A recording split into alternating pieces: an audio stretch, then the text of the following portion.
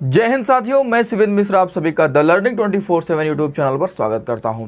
Friends, आज हम unit digit निकालना सीखेंगे, यानी कि इकाई अंक। इकाई अंक से जो क्वेश्चन बनते हैं बड़े इंपॉर्टेंट होते हैं और ये बहुत आसान भी होते हैं।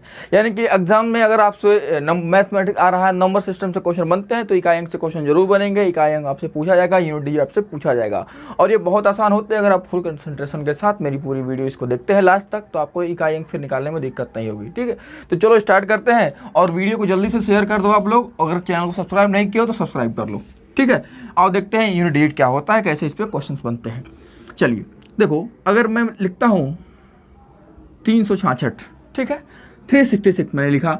अगर आपसे पूछा जाए कि इकाई अंक क्या होगा, यूनिट डिजिट क्या होगा इसमें, तो आप कहोगे सर ये जो यूनिट प्लेस पे आया है यही हमारा यूनिट डिजिट होगा, यही हमारा इकाई अंक होगा। क्लियर है, यही हमारा यूनिट डिजिट होगा।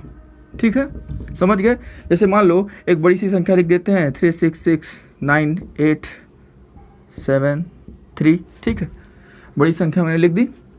अब बताओ यहाँ पे अगर यूनिट डिजिट पूछा जाए, इकाई अंक पूछा जाए तो क्या कहोगे? तो कहोगे सर यहाँ पे इकाई अंक क्या है? 3 है, यही हमारा क्या हो जाएगा? इकाई अंक हो जाएगा। क्लियर, यानी कि जो यूनिट प्लेस पे आएगा वही हमारा इकाई अंक है, यूनिट डिजिट है। आप पढ़ते हो ना, इकाई, दहाई, सैकड़ा, ऐसे पढ़ते हो। ठीक है, तो ये क्या है? इकाई है, यही हमारा 6, यानी कि इसमें क्या है? 6 हमारा इकाई अंक है। इसमें क्या है? 3 हमारा इकाई अंक है। क्लियर है, समझ गए। तो यहाँ पे आपको क्लियर है इकाई अंक क्या होता है, मुझे भी पता है, आपको भी पता है। आगे अब देखते हैं। देखो, जैसे मान लो लिख दिया गया कि 78 + 52, रुक जाओ, इसको 73 ले लेते हैं पहले। 73 + 52। ठीक, आपसे पूछा जाए कि इसके योगफल में इकाई अंक क्या होगा, यानी कि जब इसका योगफल करेंगे तो उसका इकाई अंक क्या होगा, जो संख्या मिलेगी। तो आप कहोगे सर 73 और 52 को जोड़ देते हैं, जो आएगा उसी का इकाई अंक बता देंगे। तो आप कहोगे सर इसको जोड़ देंगे, 3 2 5 और 5 7 5 12, 125 आ गया। सॉरी, 7 5 12, हाँ 125 आ गया। अब 125 का इसमें इकाई अंक क्या होगा? तो आप कहोगे सर 5 होगा। ठीक है, लेकिन मैं कहता हूँ आपको पूरी संख्या जोड़ने की जरूरत नहीं है, आप केवल इनके यूनिट डिजिट को मार्क कर लो। ठीक है, यहाँ पे 3 है, यहाँ पे 2 है और आप केवल इन्हीं को प्लस कर दो। ठीक है, तो 3 + 2 कितना होगा? 5 होगा, यानी कि इकाई अंक क्या हो जाएगा हमारा? 5 हो जाएगा, यानी कि यूनिट डिजिट क्या हो जाएगा? बोलो, 5 हो जाएगा। क्लियर है, समझ गए। तो यानी कि हमें अगर इकाई अंक निकालना है तो हमें संख्या कुछ भी दी हो, प्लस में कुछ भी किया गया हो, आपको केवल इकाई अंक से मतलब है, पूरी संख्या को जोड़ने की आवश्यकता नहीं है। ठीक, जैसे मान लो आपसे कह दिया गया कि 73 ले लेते हैं, 78 +,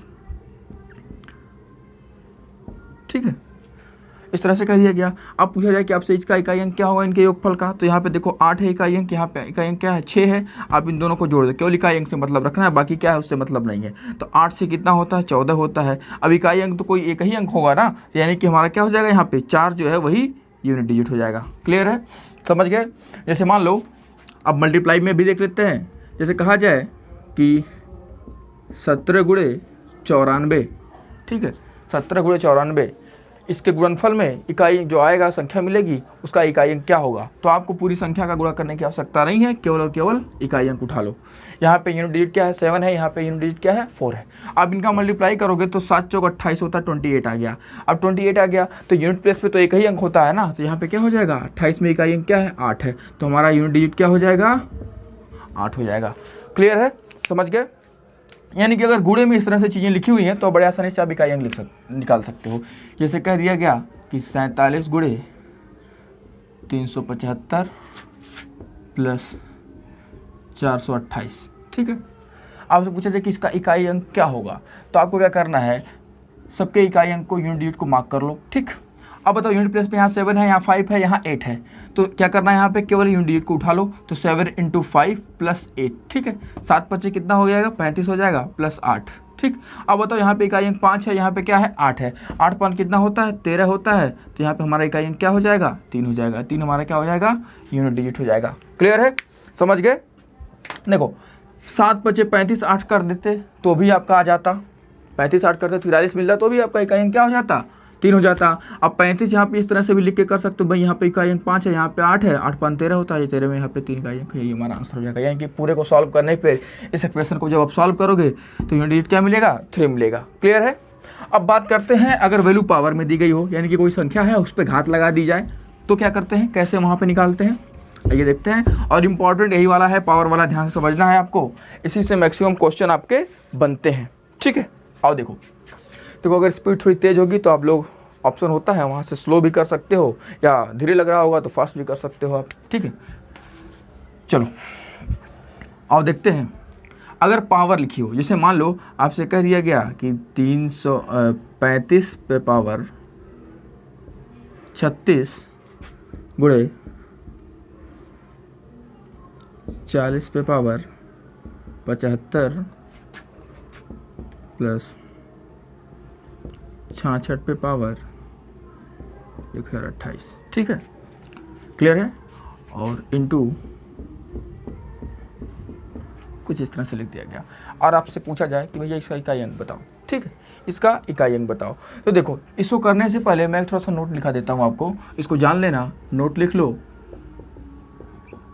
लिख लो कि अगर किसी संख्या का इकाई अंक 0 हो, 1 हो, 5 हो या 6 हो तो उसमें कोई परिवर्तन नहीं होता, पावर कुछ भी लगा दो। यानी कि 0, 1, 6, 5 अगर हो तो क्या होगा, कोई परिवर्तन नहीं होगा इकाई अंक में, नो चेंज। ठीक है, तो आप इसको क्या कहते हैं, घेर लो और इसको माइंड में रख लेना कि 0, 1, 5, 6 हो तो नो चेंज। कहने का मतलब क्या है, जैसे यहाँ पे इकाई अंक क्या है, 5 है, तो अब इस संख्या के पावर कुछ भी लगा दो, जो भी संख्या मिलेगी इकाई अंक उसका क्या होगा, 5 ही होगा। यहाँ पे देखो इकाई अंक की संख्या का 40 का इकाई अंक क्या है, 0 है ना, तो पावर कुछ भी लगा दो इसके, हमेशा इकाई अंक 0 ही मिलेगा। यहाँ पे 6 है, पावर कुछ भी लगा दो हमेशा 6 ही मिलेगा। यहाँ पे 1 है, पावर कुछ भी लगा दो हमेशा 1 ही मिलेगा।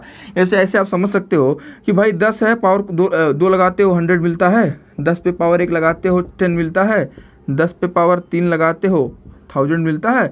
यहाँ पे यूनिट प्लेस 0 है ना, यूनिट प्लेस पे 0 है कि नहीं है, तो पावर कुछ भी लगाओगे हमेशा 0 मिलेगा। इसी तरह से 5 पे पावर 1 5 मिलता है, 5 पे पावर 2 25 मिलता है, 5 पे पावर 2 देखो कितना मिल रहा है, 25 मिल रहा है, यूनिट प्लेस 5, 5 पे पावर 3 कितना मिला, 125 में, यूनिट प्लेस कितना है, 5 है, 5 पे पावर 4 कितना मिला, देखो 625, यूनिट प्लेस क्या है, 5 है। इसी तरह से आप 6 का करोगे, 1 का करोगे तो यूनिट प्लेस पे हमेशा 5 ही आएगा, पावर कुछ भी रहे। समझ गए हो। तो यानी कि किसी संख्या के अगर इकाई अंक पर इकाई अंक जो है या यूनिट प्लेस पर 6, 5, 1, 0 इन चारों में से कोई भी अंक मिलता है तो क्या होगा, पावर कुछ भी लगा दो इकाई अंक सेम ही होगा, कोई परिवर्तन नहीं होगा। ठीक है, आओ देखते हैं। अब बताओ इसका इकाई अंक क्या होगा, तो कहोगे सर 5 होगा, इसका इकाई अंक कितना होगा, 0 होगा, इसका इकाई अंक कितना होगा, 6, इसका इकाई अंक 1। ठीक है, अब आप इसको सॉल्व कर लो तो आपको पता है कि 5 गुणा 0 में करो सब 0 हो जाएगा, यानी कि यूनिट प्लेस कितना हो जाएगा, 0 हो जाएगा। क्लियर है, यूनिट प्लेस पे 0 आ जाएगा। ठीक, यानी कि यूनिट डिजिट हमारा क्या हो गया, बोलो, इकाई अंक क्या हो गया, 0 हो गया, 0 हो गया। क्लियर है। अरे देखो यहाँ पे 0 है, मल्टीप्लाई करोगे तो 0 मिलेगा कि नहीं मिलेगा। अब ऐसे भी देखो अगर 0 ना भी होता तो 5 का गुणा 6 में होता 30 आता है, यूनिट प्लेस पे 0 आता है कि नहीं आता। क्लियर है। आइए बात करते हैं कुछ और नंबर्स, कुछ और अंक हैं। जैसे आपने देखा 0, 1, 5, 6 में नो चेंज होता है, तो इसके बाद भी तो बचे, इसके बाद भी तो कुछ बच गए हैं। कौन कौन से बचे हैं और देखते हैं। जैसे आपने देखा इसमें नो चेंज है, लेकिन आपको पता है कि अभी 2 बचा है, 3 बचा है, 4 बचा है, 7 बचा है, 8 बचा है। क्लियर है।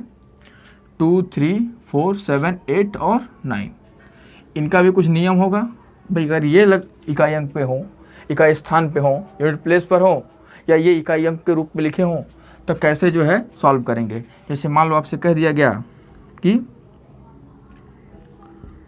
44 to the power 56 into 79 to the power 441 into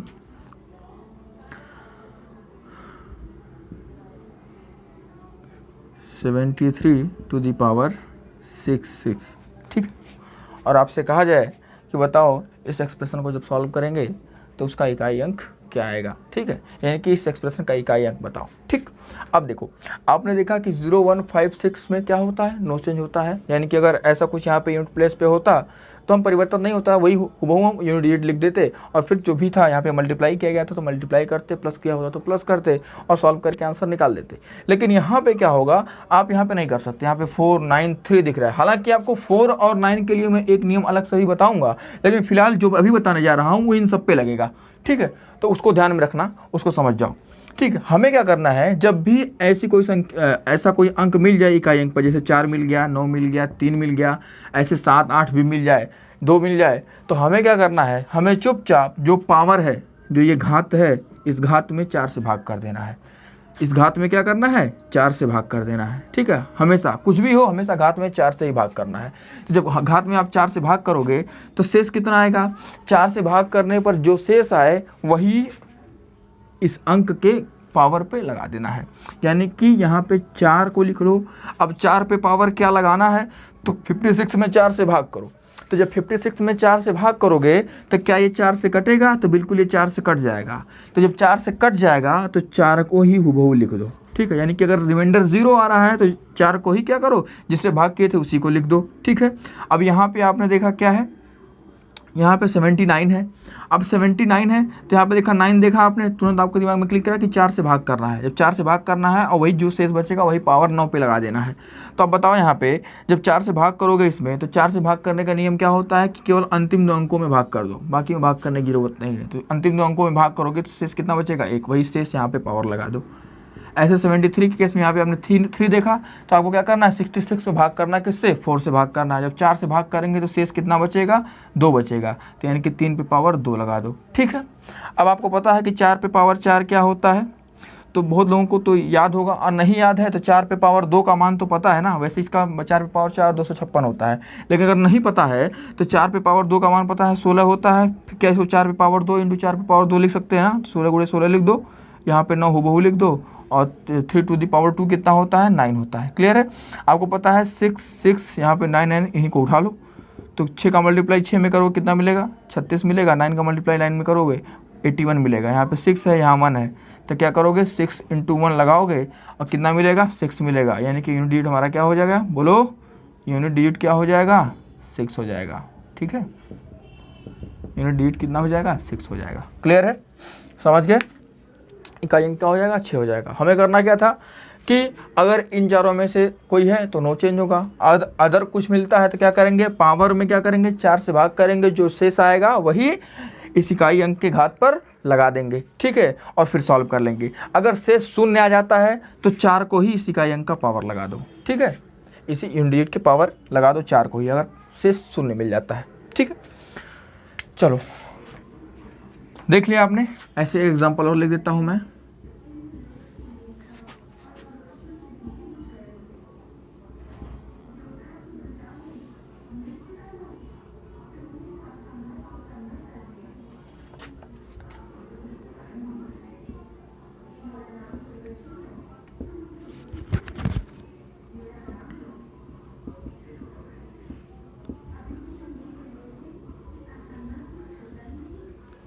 ठीक है, अब बताओ, यहाँ पे आपने इकाई अंक देखा 6 है, यहाँ पे इकाई अंक 7 है, यहाँ पे इकाई अंक 0 है।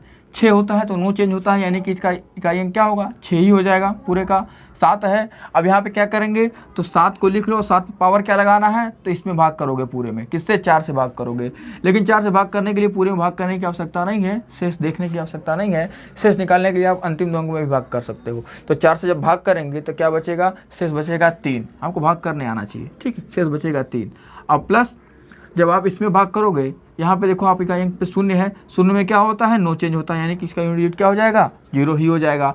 अब बताओ आप 7 पे पावर 3, वैसे तो आपको पता है कि 343 होता है, लेकिन नहीं आता तो भी कोई बात नहीं है। तो 6 इंटू 7 पे पावर 2 का वैल्यू कितना होता है, 49 होता है, इंटू 7 तो लिख सकते हैं इसको हम इस तरह से। और प्लस क्या है, 0 है। अब बताओ यहाँ पे इकाई अंक 6, यहाँ पे 9, यहाँ पे 1, सॉरी यहाँ पे 7, यहाँ पे 0। अब आप सॉल्व करोगे तो क्या कर सकते हो, 6 गुणे 9 गुणे 7 प्लस 0, 6 9 54। हालांकि मैं आपको सॉल्व करने का तरीका बता रहा हूँ, वरना आप डायरेक्ट भी कर सकते हो, कोई बड़ी बात नहीं है। ये 0 है। ठीक, अब बताओ यहाँ पे 4 है, यहाँ पे 7 है, 4 7 कितना होता है, 28 होता है, 28 प्लस 0। यहाँ पे 8 है, 8 प्लस 0 कितना हो जाएगा, इकाई अंक कितना हो जाएगा, बोलो, इकाई अंक कितना हो जाएगा, 0 हो जाए, 8 हो जाएगा। समझ गए, इकाई अंक कितना हो जाएगा, 8 हो जाएगा। देखो हमने क्या किया, 7 पे पावर 3 है, 7 पे पावर 3 343 आपको पता है, लेकिन अगर नहीं पता है तो भी कोई बात नहीं है। ठीक है, कोई बात नहीं है, 9 7 63 आप कर सकते हो। और यहाँ पे मैंने क्या किया, आप चाहे इसको मल्टीप्लाई कर देते, चाहे इसको मल्टीप्लाई कर देते, कोई दिक्कत नहीं, आपका आंसर आ जाएगा। ठीक है, तो इकाई अंक आपका क्या हो जाएगा, 8 आ जाएगा। ठीक, आओ बात करते हैं 4 और 9 के लिए जो स्पेशल रूल है। थोड़ा सा उसको देख लेते हैं 4 और 9 के लिए। देखो 4 और 9 की बात करते हैं तो बताओ 4 पे पावर 1 कितना होता है, 4 होता है। 4 पे पावर 2 कितना होता है, 16 होता है। 4 पे पावर 3 कितना होता है, 64 होता है। 4 पे पावर 4 कितना होता है, 256 होता है। इसी तरह से 9 की बात करते हैं। 9 पे पावर 1 9 होगा। 9 टू दी पावर 2 कितना होता है, 81 होता है। 9 टू दी पावर 3 कितना होता है, 729 होता है। और 9 टू दी पावर 4 कितना होता है, तो 6561 होता है। ठीक, 6561 होता है। अब देखो आपने देखा कि यहाँ पे पावर क्या है, एक ऑड नंबर है, विषम संख्या है, तो इकाई अंक कितना आया, 4 आया। यहाँ पे घात क्या है, एक सम संख्या है तो इकाई अंक 6। यहाँ पे घात क्या है, विषम संख्या है तो इकाई अंक 4। यहाँ पे घात सम संख्या है तो इकाई अंक 6। यानी कि आप कह सकते हो कि 4 के केस में अगर घात विषम है तो क्या होगा, इकाई अंक हमेशा क्या आएगा, 4 आएगा। और घात अगर सम है तो इकाई अंक क्या आएगा, 6 आएगा।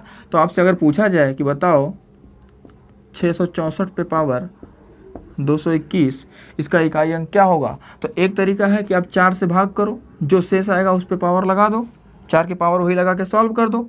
ठीक है, या तो क्या है, आपको अगर ये तरीका पता है, ये चीज़ आप जान रहे हो, तो आप देखो भाई यहाँ पे घात क्या है, सम है या विषम है, तो घात विषम है। घात विषम होने पे क्या होता है, देखो घात विषम है तो इकाई अंक क्या आ जाएगा, 4 आ जाएगा। क्लियर, यानी कि हमारा यूनिट डिजिट क्या हो जाएगा, बोलो यूनिट डिजिट क्या हो जाएगा, इकाई अंक क्या हो जाएगा, 4 हो जाएगा। ठीक है, अगर मान लो ऐसे, थोड़ा सा मैं यहाँ लिख देता हूँ, अगर घात मान लो कोई सम संख्या होती, जैसे मान लो 724 पे पावर हमने लगा दिया 333। ठीक है, तो एक तरीका क्या है कि आप 4 से भाग करो, जो शेष आए वही 4 पे घात लगा के सॉल्व कर दो। और दूसरा तरीका क्या है कि भाई देख लो घात क्या है, अच्छा सम विषम का एग्जांपल दे दिए थे ना, सम का देखना 334 ले लेते हैं। तो एक तरीका क्या है कि 4 से भाग करके करना था, और दूसरा तरीका क्या है कि घात देखो सम है या विषम है, ये पावर सम है या विषम है। तो पावर आपने देखा कि ये इवन नंबर है, सम संख्या है, तो जब सम संख्या होता है तो क्या होता है, 4 में सम संख्या होने पे यहाँ पे इकाई अंक क्या आएगा, 6 आएगा। और विषम संख्या होने पे 4, तो सम संख्या है तो इकाई अंक क्या हो जाएगा, तो डायरेक्ट आप कहोगे कि सर यूनिट डिजिट जो है हमारा वो क्या हो जाएगा, 6 हो जाएगा। समझ गए। तो देखो अभी आपको थोड़ा सा हल्का सा लग रहा होगा कि थोड़ा सा टाइम लग रहा है, लेकिन टाइम नहीं लग रहा है, मुझे समझा रहा हूँ तो इसलिए टाइम लग रहा है। आप समझ गए तो पलक झपकते आंसर करोगे, 5 सेकंड ही बहुत है, समझ रहे हो ना, क्वेश्चन फटाफट हो जाएंगे आपके। ठीक, तो इसमें मैं बेसिक पूरा बता रहा हूँ कैसे क्वेश्चन पूछे, क्या नियम है। और अगला जो इसका वीडियो होगा उसमें और अच्छे अच्छे क्वेश्चन CGL CPO और भी अदर एग्जाम से, स्टेट लेवल एग्जाम से क्वेश्चन उठा के मैं कराऊंगा प्रैक्टिस आप लोगों को। ठीक, तो इकाई अंक कितना हो जाएगा, 6 हो जाएगा। इसी तरह से आपने देखा 9 में अगर घात क्या है, विषम है, तो इकाई अंक क्या आ रहा है, 9 आ रहा है। घात सम है तो इकाई अंक 1, घात विषम इकाई अंक 9, घात सम इकाई अंक कितना हो जा रहा है, 1 हो जा रहा है। क्लियर है। यानी कि आपसे अगर कहा जाए कि बताओ भाई 949 पे पावर 342, ठीक है, इसका इकाई अंक क्या होगा, तो आपने देखा भाई यहाँ पे 9 है। एक तरीका क्या है, 4 वाला, 4 से भाग करो, जो शेष बचे वही क्या करो, 9 पर लगा दो, और शेष अगर 0 बचे तो 4 को ही 9 पर पावर लगा दो और सॉल्व कर लो, आंसर आ जाएगा। दूसरा क्या है कि घात देखो, घात यहाँ पे सम है या विषम, तो आपने घात देखा सम है, और घात सम होने पे, इवन होने पे इकाई क्या आ रहा है, इकाई अंक 1 आ रहा है। तो आप डायरेक्ट कह सकते हो कि भैया इकाई अंक जो है हमारा, जो यूनिट डिजिट है वो कितना हो जाएगा, यूनिट डिजिट हो जाएगा कितना, बोलो 1 हो जाएगा। घात सम होने पे, इवन होने पे यूनिट डिजिट क्या हो जाएगा, 1 हो जाएगा। अब मान लो अगर यहीं पे क्या होता, मान लो लिखा जाता 331 मैंने लिख दिया। अब कहाँ बताओ इकाई अंक इसका क्या होगा, तो आपने देखा यहाँ पे यूनिट प्लेस पे क्या है, 9 है, इकाई स्थान पे क्या है, 9 है। आपके पास तरीका एक तो 4 से भाग करने वाला है, क्या है, आपने देखा भाई पावर क्या है, पावर 1 क्या है, विषम संख्या है, ऑड नंबर है। और जब विषम संख्या 9 पे पावर होती है, 9 पे पावर कोई विषम होता है तो क्या होता है, इकाई अंक हमेशा 9 आता है। तो हमारा यूनिट डिजिट क्या हो जाएगा, बोलो यूनिट डिजिट क्या हो जाएगा, 9 हो जाएगा। क्लियर है। ठीक है, तो आपने देखा कि भाई पावर में कैसे निकालते थे, और नॉर्मली जैसे जनरली होता था उसमें तो कोई दिक्कत था ही नहीं। ठीक है, तो आज के लिए इतना काफ़ी है। अगली वीडियो में मैं इससे रिलेटेड क्वेश्चन कराऊंगा और अच्छे अच्छे क्वेश्चन कराऊंगा, जो CGL में, CPO में, अदर स्टेट एग्जाम्स में, आपके जो भी एग्जाम्स, लगभग मैं सारे एग्जाम्स को कवर करने की कोशिश करूंगा कि यूनिट डिजिट से जितने भी तरह क्वेश्चन बनते हैं मैं आपको करा दूं। ठीक है, लेकिन ये वीडियो अगर आपने देखा है तो समझ जाओ कि पूरा कॉन्सेप्ट क्लियर है, बस आपको प्रैक्टिस करने की ज़रूरत है। समझ गए। तो वीडियो को लाइक करना, शेयर करना और सब्सक्राइब जरूर कर लेना चैनल को।